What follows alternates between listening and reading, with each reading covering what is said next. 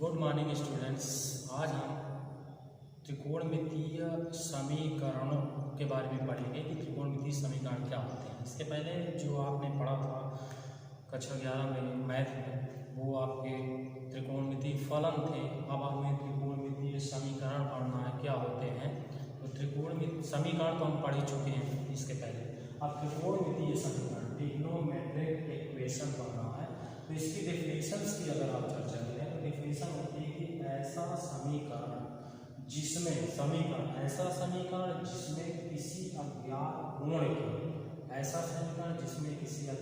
गुण के एक अथवा एक से अधिक त्रिकोणमितीय फलनों का समावेश हो। जो ट्रिग्नोमेट्रिकल फंक्शन होते हैं उनका अगर कॉम्बिनेशन समावेश हो तो ऐसे इक्वेशन को हम त्रिकोणमितीय इक्वेशन, ट्रिग्नोमेट्रिकल इक्वेशन बोलते हैं। अर्थात ऐसा समीकरण जिसमें किसी अज्ञात गुण के एक अथवा एक से अधिक त्रिकोणमितीय फलनों का समावेश हो तो उसे हम ट्रिग्नोमेट्रिकल इक्वेशन कहते हैं। ऐसे एग्जांपल की बात करेंगे, इसके उदाहरण की चर्चा करेंगे। जैसे लिखा हुआ आपका sin थीटा बराबर √3/2। ये एक ऐसा इक्वेशन है जिसे कोई थीटा की वैल्यू, जैसे थीटा √3/2, तो थीटा का अज्ञात मान, थीटा के अज्ञात मानों के लिए त्रिकोणमितीय फलनों का समावेश हो sin थीटा √3/2। तो इस प्रकार की इक्वेशन को हम ट्रिग्नोमेट्रिकल इक्वेशन बोलते हैं। दूसरा इसी का उदाहरण जैसे लिखा हो, दूसरा इक्वेशन देख लीजिए, tan square theta plus cot square theta बराबर 2। इस इक्वेशन को भी हम क्या बोलते हैं, त्रिकोणमितीय समीकरण बोलते हैं। तो फिर से समझ लीजिए, ऐसा समीकरण जिसमें किसी अज्ञात गुण के थीटा का मतलब क्या है, अज्ञात गुण के एक अथवा एक से अधिक त्रिकोणमितीय फलनों का अगर समावेश हो तो उस प्रकार के समीकरण को हम ट्रिग्नोमेट्रिकल इक्वेशन कहते हैं, त्रिकोणमितीय समीकरण कहते हैं।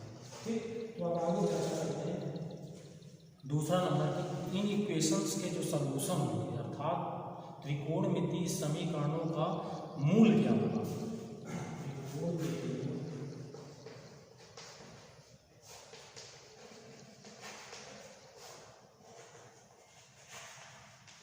समीकरणों के मूल, रूट्स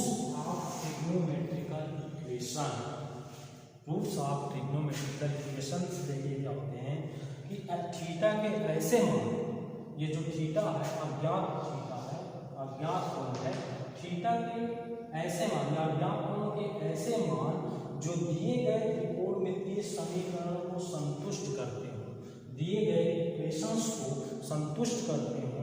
थीटा के ऐसे अज्ञात मान जो दिए गए इक्वेशंस को संतुष्ट करते हो, उन मानों, थीटा के उन मानों को त्रिकोणमितीय समीकरण का क्या बोलते हैं, मूल बोलते हैं। अगर जैसे मान लीजिए थीटा की कोई वैल्यू हमारे पास आ गई और वो थीटा की वैल्यू इस समीकरण को क्या करता हो, संतुष्ट करता हो, तो थीटा का वह मान इस त्रिकोणमितीय समीकरण का क्या होगा, मूल बोला जाएगा, या जिसका रूट्स कहते हैं।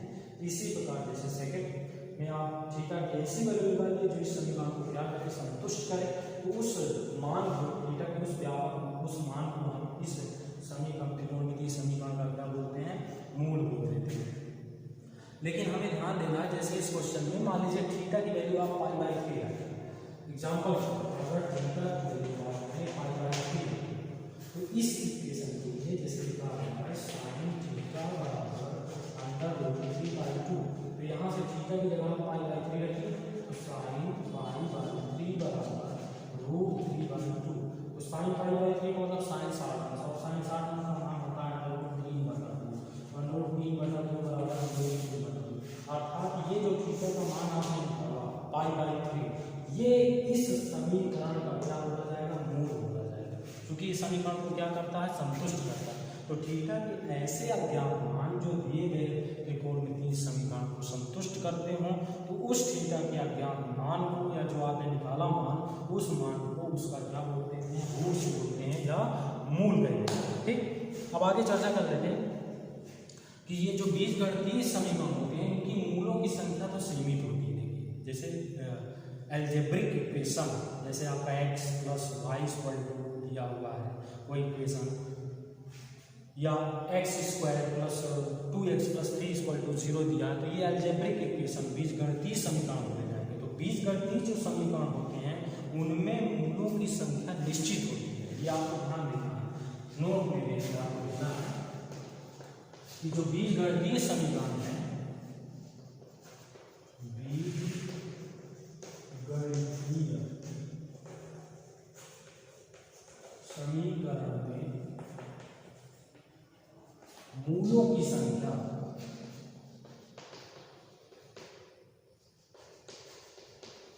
सीमित होती है।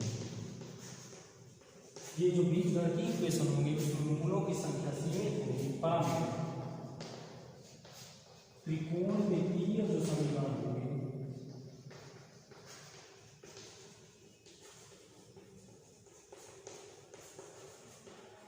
मूलों की संख्या सीमित नहीं होती, सीमित नहीं होती।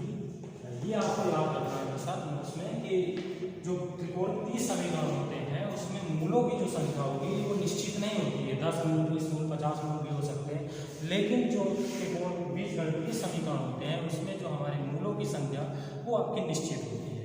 ठीक, अब इसके बाद बात कर लेते हैं जैसे एग्जाम्पल के तौर पर, इसी का एग्जाम्पल समझ लीजिए। जैसे लिखा था साइन थीटा √3/2, ठीक है।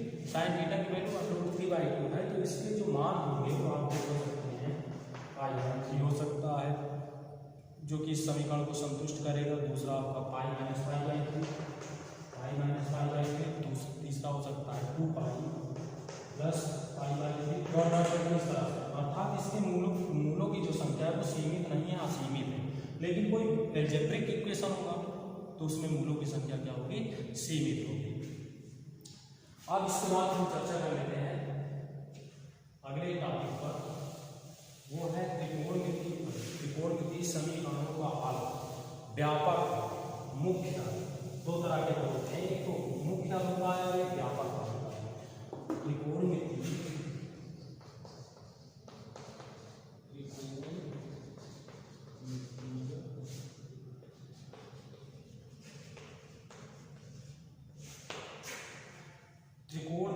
समीकरण के मुख्य हल,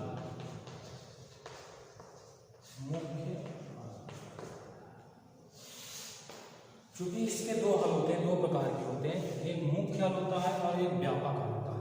तो देखिए कोई भी अगर त्रिकोणमितीय समीकरण दिया हुआ है, किसी भी त्रिकोणमितीय समीकरण का वह हल जिनके लिए थीटा का जो मान है वो 0 और 2π के बीच में है, 0 और 2π के बीच में अगर आ रहा है थीटा की वैल्यू, तो वो मान जो होगा वो उसका क्या होगा, मुख्य होगा। लेकिन अगर 0 से छोटा हो और आपका 2π से बड़ा हो जाए तो वो व्यापक हल की श्रेणी में आ जाएगा। अर्थात जो थीटा की वैल्यू है <0, लेकिन थीटा की वैल्यू <0 लेकिन <2π के बीच में है। अर्थात थीटा का मान 0 के बराबर भी हो सकता है, 0 से बड़ा, किंतु 2π से छोटा हो। अर्थात 360 अंश तक, 360 के पहले तक है अगर थीटा का मान, तो उस मान को हम उसका क्या कहते हैं, मुख्य हल कहते हैं। लेकिन अगर 0 से छोटा हो जाए और 2π से भी बड़ा हो जाए तो वो व्यापक हल की श्रेणी में उसके चला जाएगा, मुख्य हल उसका नहीं होगा। तो हमें ध्यान देना कि त्रिकोणमितीय समीकरण का जो मुख्य हल होता है किसी भी त्रिकोणमितीय समीकरण की, वो हल जिनके लिए थीटा का मान इस प्रकार हो तो उस प्रकार के हल को हम क्या कहते हैं, उसका मुख्य हल कह देते हैं। ठीक, तो त्रिकोणमितीय समीकरण का मुख्य हल जो होगा वो 0 < theta greater than or equal to 2π। अर्थात थीटा का मान 2π से छोटा और 0 के बराबर भी हो सकता है और 0 से बड़ा भी हो सकता है।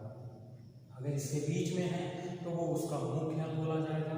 जैसे एग्जांपल के तौर पर मान लीजिए थीटा की वैल्यू 0 दी, तो 0 अब क्या होगा, ये इसका मुख्य हल। अब मान लीजिए थीटा की वैल्यू आपको 10 अंश है, तो ये भी इसका मुख्य हल होगा, क्योंकि आपका 360 से क्या है आपका नीचे। लेकिन अगर हम थीटा की वैल्यू कहें 380, तो ये आपके मुख्य हल की साइड से बाहर चला जाएगा, क्योंकि थीटा का मान 2 पाई से क्या होना चाहिए, लेस है, उससे छोटा होना चाहिए, छोटा इस श्रेणी में बड़ा हो जाएगा, तो ये इसका मुख्य हल नहीं होगा। ठीक, तो किसी भी त्रिकोणमितीय समीकरण का जो मुख्य हल होगा 0 और 2 पाई के मध्य में होगा, 0 भी हो सकता है लेकिन 2 पाई से छोटा हो सकता है।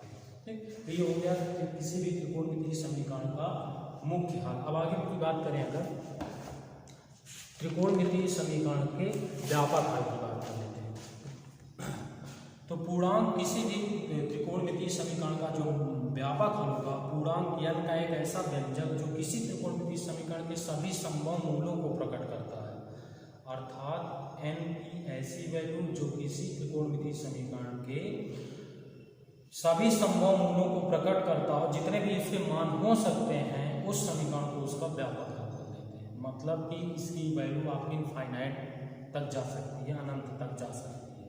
ठीक, जैसे इसकी चर्चा कर लेते हैं, इसके व्यापक हल की कुछ चर्चा करते हैं। जैसे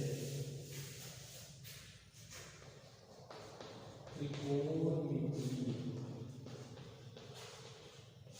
समीकरण का व्यापक हल।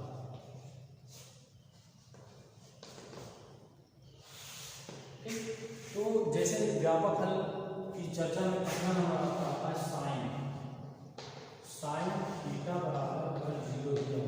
ठीक, अगर साइन थीटा इक्वल टू 0 दिया है तो इसका जो व्यापक हल होगा, अगर हम व्यापक की बात करें तो इसके व्यापक हल में जाएंगे, तो इसका व्यापक हल अगर हम बताएंगे तो साइन थीटा बराबर 0 के लिए, साइन थीटा बराबर 0 के लिए इसका व्यापक हल होगा थीटा बराबर n पाई, अर्थात n की वैल्यू आपको क्या होगी 1 2 3 4 और -1 -2 डॉट डॉट हो सकती है, जहाँ पर n आपका विराम i अर्थात n का मान हमारा पूर्णांक का समुच्चय होगा।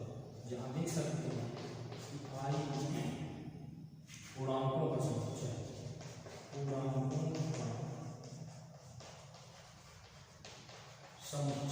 अर्थात साइन थीटा बराबर 0 के लिए थीटा का मान n पाई होगा, जहाँ n बिलोंग करेगा आई हमारा क्या होगा पूर्णांक का मतलब आपका ऋणात्मक संख्या भी, धनात्मक संख्या भी हो सकती है और शून्य भी हो सकती है। तो व्यापक हल में देखिए तो मान होता है साइन थीटा का बराबर थीटा बराबर n पाई होता है। दूसरा नंबर अगर आप कॉस थीटा की बात करें, अगर कॉस थीटा बराबर 0 दिया हुआ है तो जो थीटा का व्यापक हल होगा 2n, थीटा का व्यापक है 2n + 1 पाई बाई 2 होगा यहाँ पर, और यहाँ भी आप n आपका गुणांक करेगा पाई के। तो cos थीटा बराबर 0 के लिए थीटा का व्यापक हल आप रखेंगे 2n + 1 ब्रैकेट में, और ब्रैकेट के बाहर आपका क्या रहेगा पाई बाई 2 रहेगा। तीसरा नंबर, ये तो cos थीटा हो गया। तीसरे नंबर की बात चर्चा कर लेते हैं tan थीटा की। अगर tan थीटा बराबर 0 है तो यहाँ से थीटा का जो व्यापक हल होगा आपका, इस कंडीशन में थीटा का व्यापक हल आपका n पाई के होगा, n पाई होगा, और n फिर से ध्यान करेगा इंटीजर अर्थात पूर्णांक में। ठीक, अगर n की वैल्यू आपकी देखें तो वो होगी आपकी पूर्णांक। चौथा नंबर आता है cot थीटा, तो cot थीटा बराबर 0 के लिए जो थीटा का व्यापक मान होगा आपका, वो भी आपका फिर से 2n + 1 पाई बाई 2 हो जाएगा, 2n + 1 और पाई बाई 2, n फिर से आपका इंटीजर होगा, अर्थात n की वैल्यू पूर्णांक हो सकती है।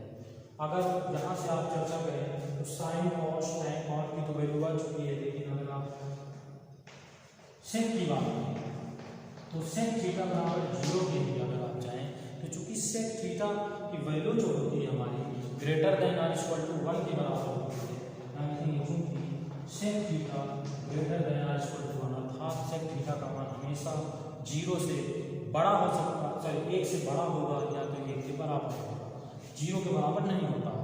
ठीक, तो यहाँ से इसे आप इस तरह से लिख सकते हैं sec theta less than or equal to -1 लिख सकते हैं, sec theta is less than or equal to -1। इसलिए सेक थीटा की जो वैल्यू होगी सेक थीटा बराबर 0 के लिए इसका कोई हल नहीं होगा, सेक थीटा बराबर 0 का कोई हल नहीं होगा, कोई हल नहीं है। जैसे सेक थीटा बराबर 0 का कोई हल नहीं है, इसी प्रकार कोसेक थीटा बराबर 0 का कोई हल नहीं होता। जिस प्रकार सेक थीटा बराबर 0 का कोई हल नहीं होता, उसी प्रकार कोसेक थीटा बराबर 0 का भी कोई हल नहीं होता। साइन थीटा का आपका n पाई होता है, कॉस थीटा का 2n+1 पाई/2 होता है, टैन थीटा का n पाई और कॉट थीटा का 2n+1 पाई/2। सेक थीटा बराबर 0 का को याद रखना है हमेशा, कोसेक थीटा बराबर 0 का कोई हल नहीं होगा और कोसेक थीटा बराबर 0 का कोई हल नहीं होता है। तो आज के लिए इतना ही, आगे का वीडियो कल देखेंगे।